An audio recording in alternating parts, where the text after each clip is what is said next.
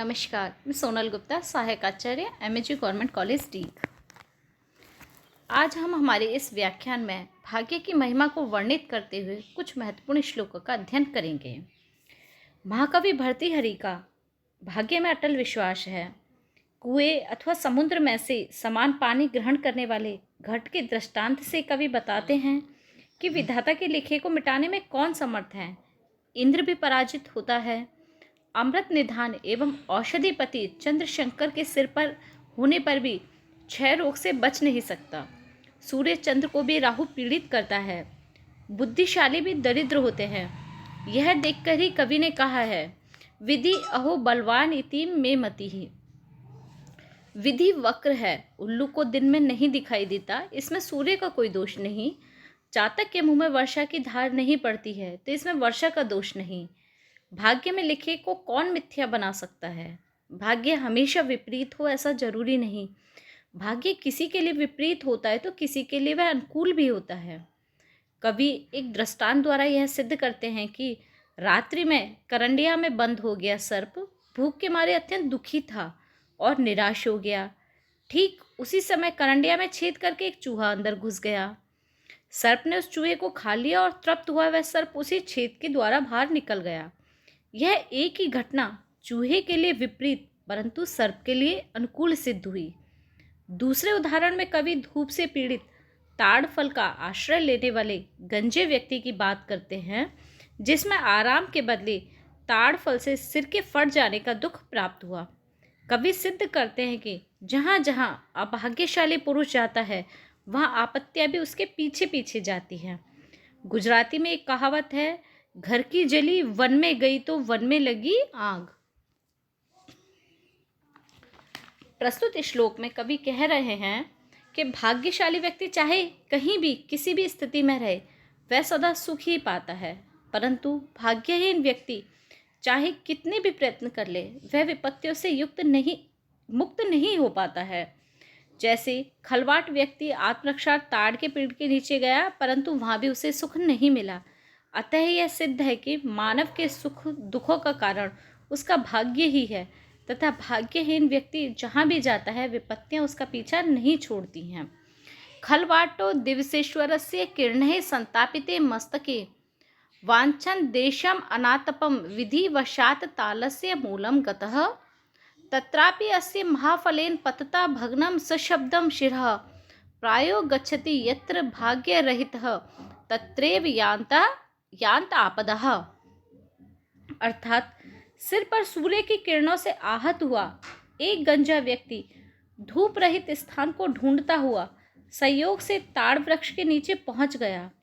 वहां भी एक बड़े भारी फल के गिरने से इसका मस्तक आवाज के साथ फट गया। इससे स्पष्ट होता है कि भाग्यहीन व्यक्ति जहां जाते हैं प्राय विपत्तियां भी वहीं पर पहुंच जाती हैं। प्रस्तुत श्लोक में शार्दूल विक्रीडितम छंद का प्रयोग हुआ है। अलंकार अर्थांतर न्यास अलंकार है, प्रसाद गुण है और इसकी रीति वैदर्भी है।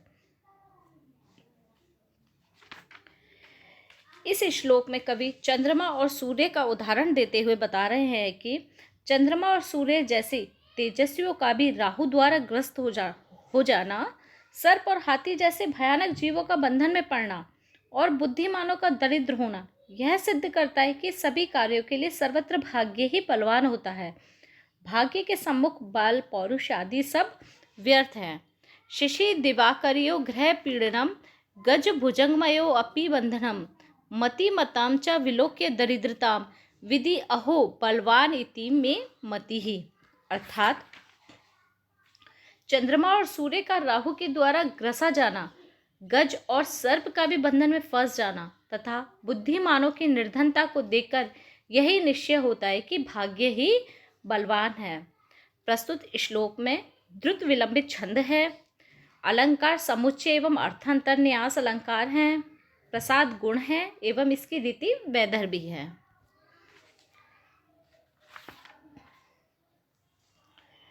कवि आगे कहते हैं कि संसार में चाहे जितना धन वैभव बना रहे परंतु मनुष्य को तो उतना ही मिलेगा जितना कि उसके भाग्य में पहले से लिख दिया गया है। वसंत ऋतु में सभी पादप फलते फूलते हैं परंतु करीर पर पत्ते नहीं निकलते तो यह उसके भाग्य का ही दोष है। मेघों के बरसने पर भी यदि चातक के मुख में जल बिंदु नहीं पड़ती है तो यह भी चातक के भाग्य का दोष है। सूर्य के सर्वत्र प्रकाशित होने पर भी यदि उल्लू को दिन में नहीं दिखाई देता है तो यह भी उसके भाग्य का दोष है। इसी प्रकार सब सुख साधनों के रहते हुए भी यदि मनुष्य को सुख नहीं मिलता है तो यह उसके भाग्य का ही दोष है। वस्तुतः भाग्य रेखा अमिट होती है, उसके लिए दूसरों पर दोष लगाना गलत है।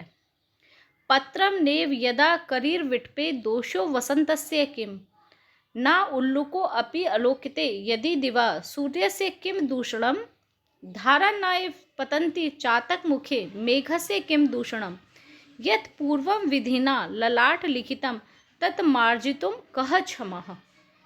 अर्थात यदि जब करीर के वृक्ष में पत्ते उत्पन्न नहीं होते तो इसमें बसंत का क्या दोष है। यदि उल्लू दिन में नहीं देख पाता है तो इसमें सूर्य का क्या दोष है। और यदि पपीहे के मुख में वर्षा की जलधारा नहीं गिरती है तो इसमें मेघ का क्या दोष है। विधाता ने जन्म से पूर्व जिसके ललाट में जो लिख दिया है उसे भला कौन मिटा सकता है। प्रस्तुत श्लोक में शार्दूल विक्रीडितम छंद का प्रयोग किया गया है। अलंकार अर्थांतर न्यास अलंकार है। प्रसाद गुण है एवं इसकी रीति भी वैदर्भी है।